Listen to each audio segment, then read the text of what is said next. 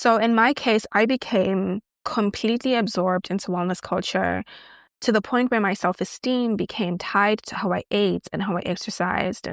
And this in turn led me to developing orthorexia nervosa, which really to a large extent took control of my life.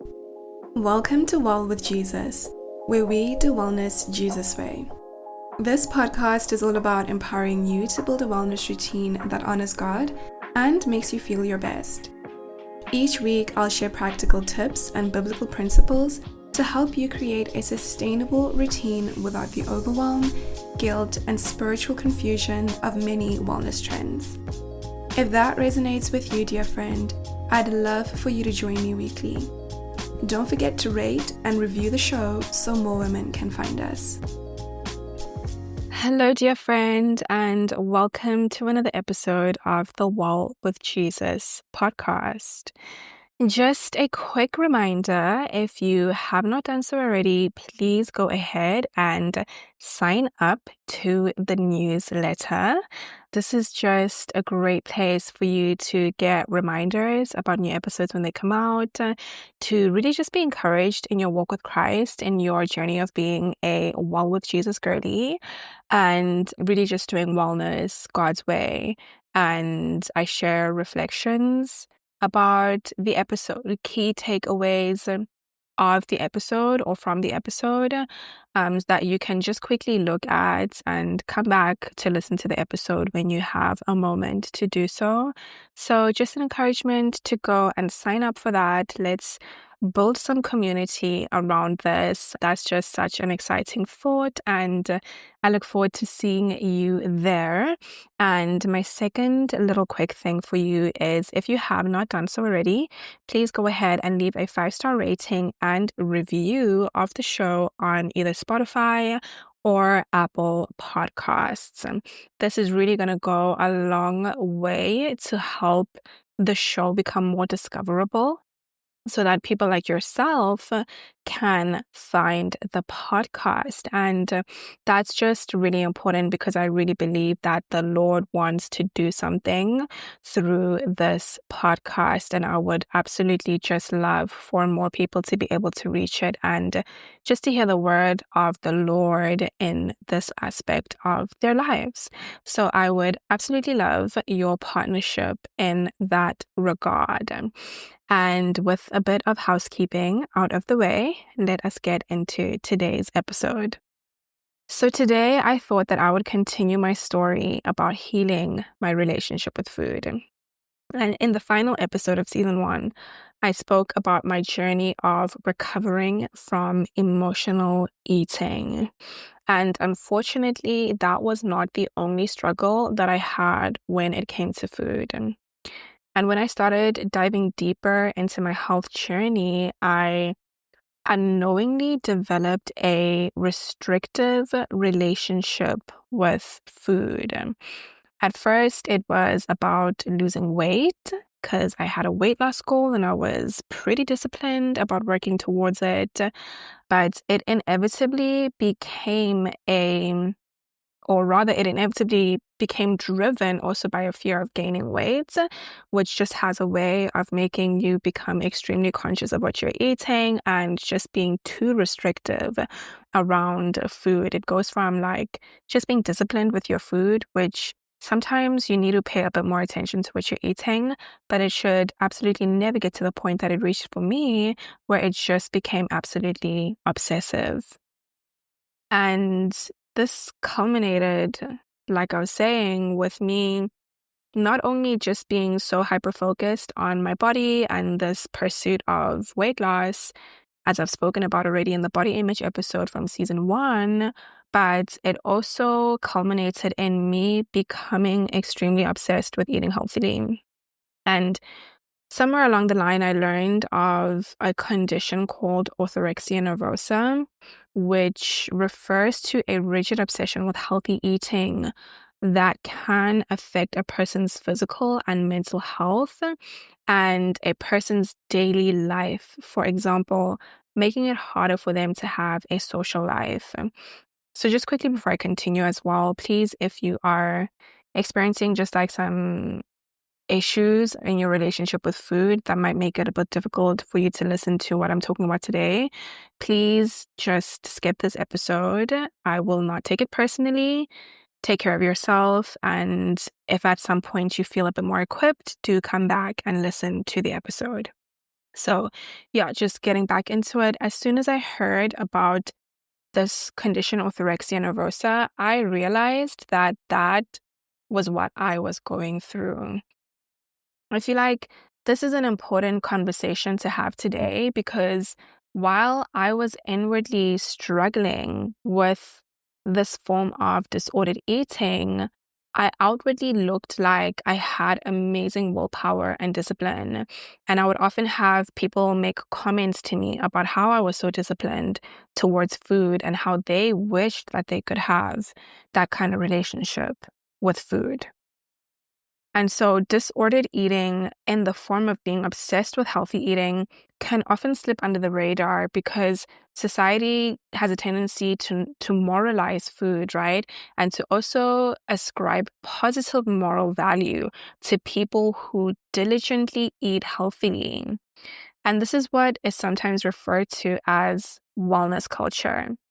So similarly to diet culture, which is a system of social beliefs and expectations that values thinness above all, wellness culture essentially is the societal set of attitudes and beliefs that promote healthy eating and living, a lot of the times at the expense of actual well-being. And that was pretty much me. Like, I was in a way, the picture of a healthy person, like I ate quite well for the most part.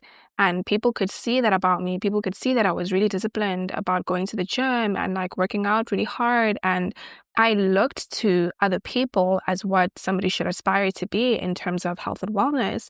But actually on the inside, I was not really that healthy.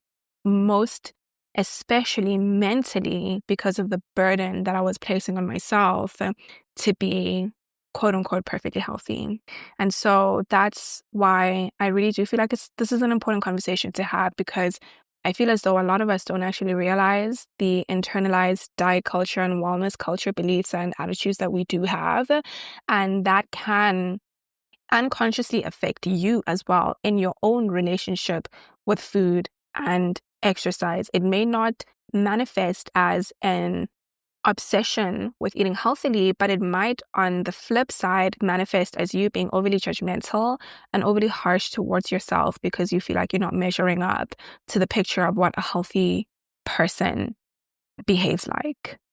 So in my case, I became completely absorbed into wellness culture to the point where my self-esteem became tied to how I ate and how I exercised. And this in turn led me to developing orthorexia nervosa, which really to a large extent took control of my life.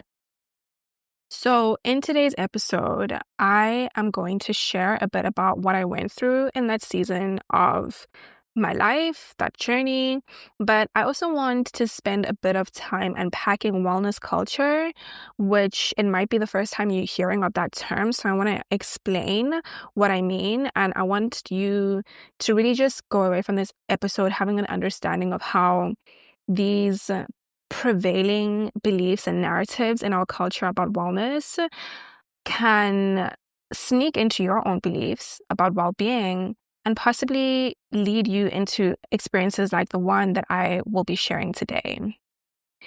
So let's start by unpacking the concept of wellness culture. Obviously, as I've been preparing this episode, I've had time to reflect on my not so nice experience of disordered eating.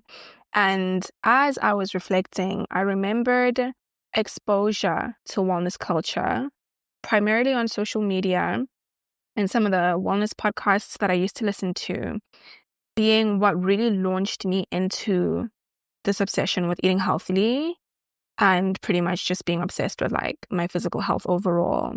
And I was actually introduced by the concept of wellness culture by a podcast called Food Psych. So it's hosted by a registered dietitian named Christy Harrison, and she pretty much has built up a career commenting on the dark side of diet culture and the dark side of wellness culture.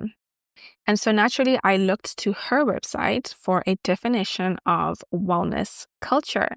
And she defines it as overlapping with diet culture, which is a system of beliefs that regards thinness, muscularity, and particular body shapes as markers of health and moral virtue, that promotes weight loss and body reshaping as a means of attaining higher status, demonizes certain foods and food groups while elevating others, and oppresses people who don't match its supposed picture of health. So essentially, wellness culture makes it seem like health should be pursued at all costs, and that people who are not diligently pursuing their health are somehow morally less than those who are. And I'm sure, like, just listening to me chatting about this, you can recognize some of these thought patterns within yourself, or if not within yourself, you can at least recognize having encountered it in some spaces that you've been around, maybe the gym or whatever it is. Like for me, the gym was just such a super like diet culture place that I was just like, I just don't know if this whole gym situation is for me. And yeah, I'm a home workout girly, but that's not the point. So yeah, wellness culture, another thing about it is that it puts the responsibility of being healthy completely or entirely on the individual, which is problematic because that is ignoring the role of social factors, or should I say socioeconomic factors, that also come into play, and also the role of genetics in influencing people's individual health outcomes. So for me, one of the things that I'm really passionate about outside of like ministry and wellness and like women's ministry and stuff is I'm really passionate about just on a like macro level, how can we make the playing field a bit more even so that even people who are from lower income backgrounds, lower education backgrounds can have a better chance of living a healthier life, right? And so when we think about things like that, we need to be looking at like, how can we really address some of these systemic factors that actually do have such a huge impact on people's state of health? That's something that wellness culture does not take into account. And so before I started developing social media literacy, which I have spoken about before as well on the show, it just means basically having the ability to critically think about the things that you see on social media. I took a lot of what I saw online about wellness way too personally. I did not take the stuff that I was seeing with a pinch of salt. I didn't sit with it and stew on it before deciding to what extent this stuff that I was seeing on social media was applicable to me. And so I was very easily influenced by wellness culture. I think that it's so important for us as health conscious people to think critically about our beliefs and about our attitudes towards healthy living and the beliefs and attitudes of healthy living that we're exposed to online, right? Because we do not live in a silo. Our mindsets are influenced by our environment, and that it does include the online environment. So it's important for us to actually take a moment sometimes to think about like, is everything that forms that framework of health and wellness for me beneficial? Is everything that forms part of that framework true? Is it something that is actually relevant for my personal context, like my set of circumstances? Those are things that we should think about and just evaluate from time to time. Wellness culture makes it seem like health should be our top priority, even if it means pursuing it in unhealthy ways. However, my fundamental belief is that health in itself is not a means, right? Like that whole saying of a means to an end. So health is not a means in and of itself, but health is not an end, right? Means to an end, yeah. But health is a means. It's a means to living a more empowered, and fulfilling life. It's so easy to fall into the trap of making your life about being healthy instead of being healthy to support you living a fulfilled and empowered life. And I know for sure that I fell into that trap. And so another thing that we should be wary of in the context of wellness culture, and particularly as believers, is the trap of idolizing living a healthy lifestyle. Wellness culture can have this way of making you place your health as essentially like the highest thing in your life, when we know that as believers, God actually is supposed to be highest in our life. And that might sound like such an extreme viewpoint, like an extreme POV, but sometimes we just have to like actually really get real with ourselves, because it can be difficult, right, to see these things within ourselves. Sometimes we can't actually see it in ourselves. Like at the time that I was living like this, I couldn't really see that how, girl, this thing has become like the most important thing in your life. Even in my early stages of faith, I still put my fitness and my health and my nutrition above actually my relationship with God. And a practical way that I could see this was that I would always be willing to like wake up and get straight into a workout, more so than being willing to wake up and like go and read my Bible or wake up and pray. And that was something that I had to become conscious of and just reorder my priorities in my life. I guess to wrap this section up, sometimes we can adopt unhelpful views about health without realizing it. And when I said earlier, sometimes we just need to get real with ourselves. Like, I'm not being judgy or harsh towards anybody, but that like really sometimes we just need to look at ourselves in the mirror and just have that honest self-talk where we are actually kind enough to ourselves to identify some unhelpful mindsets that we have adopted, some unhelpful ways of being that we have adopted. Like I mentioned, idolizing health and wellness. That's not to your benefit. And so it's actually kind to yourself to look yourself in the mirror, identify those things, and then just work on it. So now moving on to my experience with orthorexia. So like I mentioned, my journey of being obsessed with healthy eating started off with me wanting to lose weight. But as I spent more time just absorbing content online, I found myself adopting some of those beliefs and attitudes that we just spoke about. And I found myself being very, very rigid with my diet. And the biggest thing that I can remember contributing to the orthorexia was moralizing food.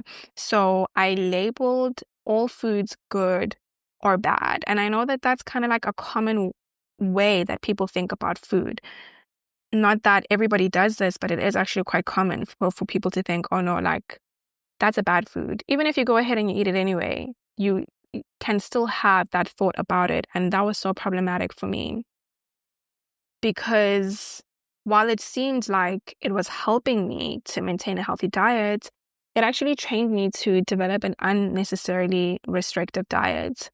And I got to the point where I moralized foods to the extent that I would either feel good or bad about myself, not just about the food, but about myself because of what I was eating.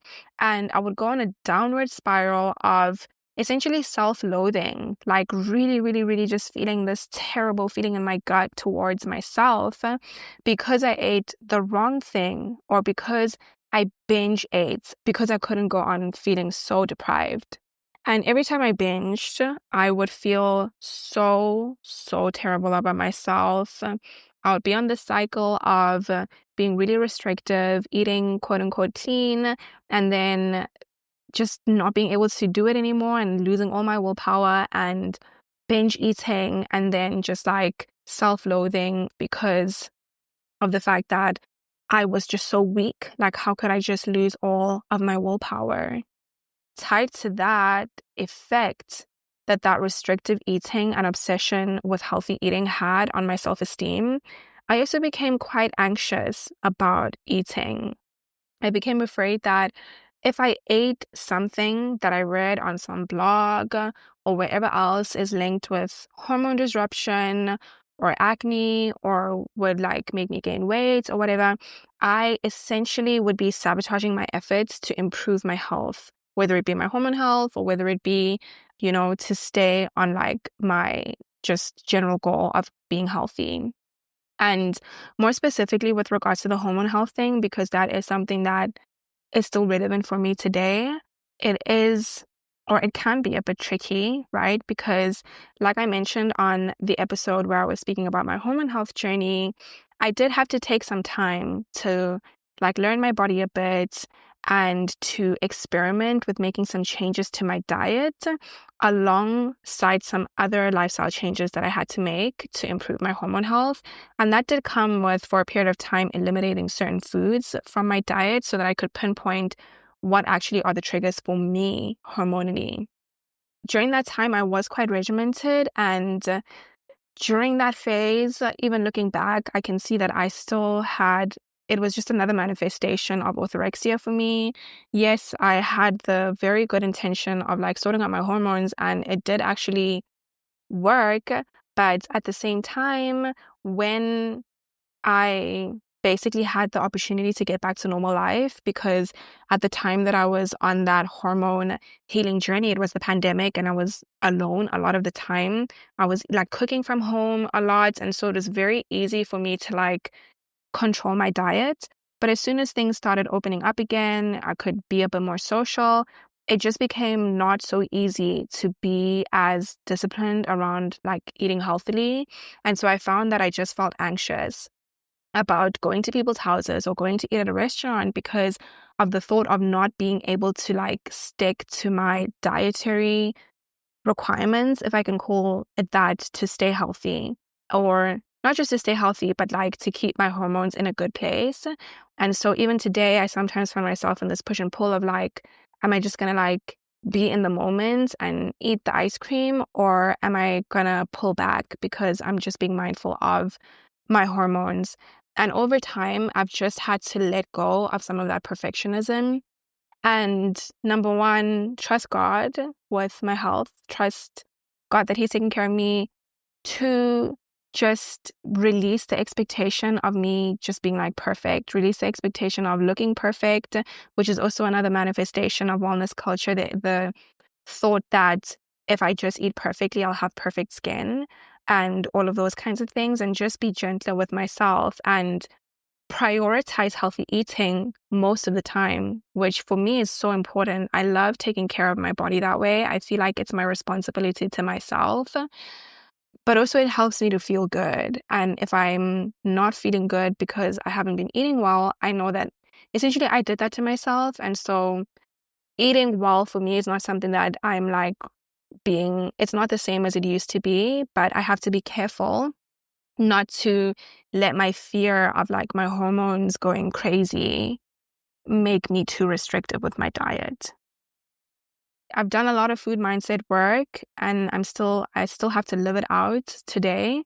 And with all of that work that I have done, I've just come to a place where I am much gentler with myself.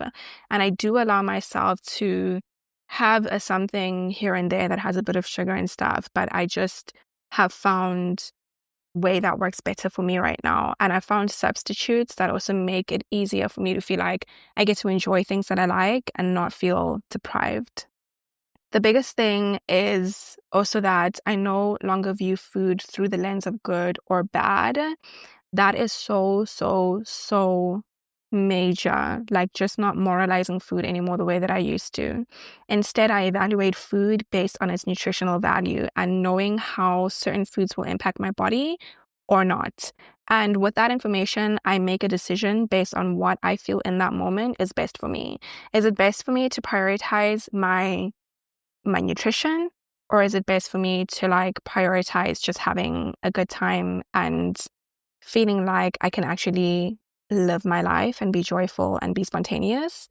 And for me, like I mentioned, I allow myself to do the latter every now and then, but for the most part, I do just choose to do the things that make my body feel good as an act of kindness to myself. And so both the diet and health-related food restriction that I was talking about earlier, of restricting because I wanted to lose weight, and then on the other hand, restricting for my health, they affected my social life because I would always be worried about whether or not I'd be able to find something at someone's house or at the restaurant that met my guidelines of how to eat. And so food was not just affecting me internally, but I was also allowing it to affect how I related with the people that I cared about. And thank goodness this never became like a big thing, because I am really self-aware. I have been like my whole life. And so I could see that I was having this battle within myself, and I never let it get out of control. I was like, you cannot let food control your life. You cannot let food not make you hang out with the people that you love, you know? So anyway, that's just a very high level overview of my experience. And to an extent, I even found it difficult a little bit to think through this experience, right, for the purpose of this reflection, because it was a few years ago. And I really do feel like I have transformed so much from that version of myself to where I am now. And I'm really grateful for that, because it allows me just to live a freer life. Like, I can't imagine if I was so rigid and restrictive around food now, like I was then, how badly that would like affect my relationship with my husband. I remember even when I was a vegan for some time in uni, when we were dating in university, and it was just so difficult for us to find a place to go eat out, because he was not a vegan, but I was a vegan. And so we had to find a place that like was good for both of us. And that was challenging. And it actually really did make things tense. Like, there really was tension because of that. And so I'm grateful that, like, not to say that vegans are restrictive or anything, but just like, I'm grateful that I just have worked on my mindset so that it's not affecting how my daily life with my husband. And anyway, that makes me think of this episode from Love is Blind UK season 2, where this blonde girl, whose name I have forgotten, but this sweet, lovely girl, was with this military man, military fitness trainer. And so obviously you can imagine he's super regimented about how he eats. And they went grocery shopping one day, and just like they were confronted with how different they are in how they eat and how they view food. And it actually caused them to get into like a proper fight. And it was something that they really had to work through before they went to the altar. I won't say any more in case you haven't watched. No spoilers allowed. I guess if there's anything I hope for you to take from this part of the episode, is that food is not something to be afraid of, and it's not something to give moral power. It's important to have a sober awareness of the nutritional value of food. We can't act like nutrition is not important. Of course it is. Having that awareness helps us to make the daily decisions that support our health over the long term. However, we should never let it get to the point where it controls our lives, where we are constantly thinking about food. I remember like during my weight loss journey, even during like just where I was more conscious about how I ate for the purpose of just being healthy, I thought about food a lot. Like, all the time I would be thinking about food, and that was so burdensome. And I just thought to myself, like, am I ever going to get to a point in my life where I'm not thinking about food the whole day? And that's what can happen. That's what it can get to when we place excessive importance on like eating healthily and all of that stuff, or being afraid of eating certain foods because they have XYZ effects on your body. Or just like I mentioned for myself, labeling foods good or bad, which can contribute to being afraid of food and having food guilt. So we should be aware of the fact that food does influence our health, because that is the truth. And we should do the best that we can, but we should not become obsessive about it. And so as I wrap up for today, I just want to speak to the girl who is struggling with food restriction. I have been there, and I know how all-encompassing it is. And I know what it's like to be filled with thoughts about food all the time and to wonder whether or not you'll ever be free from that. I know the weight that you are carrying because I have carried that weight myself before, like I have been speaking about through this episode. And so I encourage you or anybody who is going through something like this to talk to somebody about it. Talk to someone you can trust who is emotionally secure enough to hold a safe space for you, and also who understands that this is actually a legitimate issue. I think that sometimes people do not recognize that struggling with food is a serious, or it can be a serious issue that really, really affects your life and really, really affects your mental health. And so the last thing that you would want to do is to open up to somebody who does not understand that and who invalidates what you're going through. That just wouldn't be helpful. So speak to somebody whom you know either they understand this kind of thing or they just have the emotional maturity to not invalidate your experience just because they don't understand it. And if you're not going to speak to somebody in your circle whom you can trust, you can also speak to a professional, which is great because they most certainly have the training to be able to facilitate such a conversation responsibly. Just because other people may not be able to see what you're going through internally, it doesn't mean that you should accept this as the norm for you forever. And yeah, I went through feeling like, or just the dread of feeling like, oh my gosh, like, is this going to be my reality forever? And it really does not have to be your reality forever. Like, you can get better. There is hope. You just need to go and get some help. And like I mentioned, that does not have to be with a professional therapist. Like, therapy is quite expensive. Not everybody can afford it, but I pray that at least you have somebody in your life who you can have just a safe, comfortable, loving conversation about this with. Also, a tool that I advocate for as well is journaling. It can be really powerful to just create that safe space for yourself. And, in the context of this being a Christian podcast, not only create that safe space for yourself, but really just create it in the company of God and really just allow the Lord to heal you as you just share with him in your journal or in prayer or just whatever it is that you choose to do. But whatever it is, I encourage you to invite the Lord, because in my journey and my experience, I did not invite the Lord, and I'm still learning how to surrender certain emotional struggles to him because I did not see him for like a while in the beginning of my journey with him. I didn't see him as the God who also cares deeply about like the innermost parts of me, the parts that feel so hurt and so brittle. I didn't really go to him in that regard. Not because I didn't care or not because I thought he didn't care, because what kind of a God would that be? But I think that I just didn't want to be vulnerable with the Lord. So allow yourself to be vulnerable with him as well as you are on this journey to heal. And as I mentioned, just know that there is hope and that it can get better. I just really, really hope that you are feeling encouraged, like just by listening to somebody who has been there and who knows what you are going through. If you're going through that, you can get better. And I hope that you're encouraged by my testimony of just being in a better place with regards to that.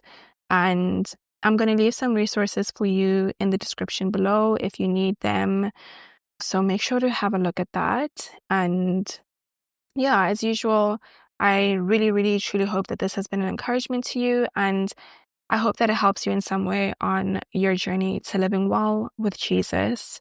I will see you in the next episode. Thank you so much for listening to today's episode. I pray that it blesses you and equips you to create the change that you're looking for in your life. Stay in touch on social media. It's at Well with Jesus Podcast on Instagram, TikTok, and Pinterest. And share something from today's episode on your story. Maybe it's a quote, a screenshot, or whatever it may be. I'd just love to see what's resonating with you. It'll also help the show grow and reach more women like yourself. All the resources from today's episode will be in the podcast description below, so make sure to check that out. And until next week, dear friend, stay well with Jesus.